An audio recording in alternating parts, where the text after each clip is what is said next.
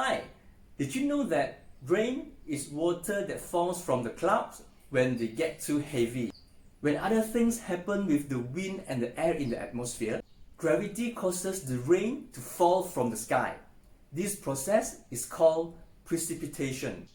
Rainwater is not always clean and clear, especially in the cities or places where there are factories producing smoke, dirt, dust, and chemical.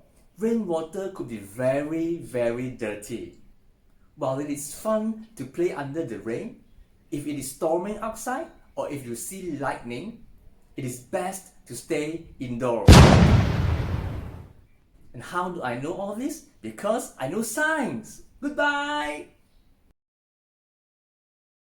Like our Facebook page and follow our Instagram for more.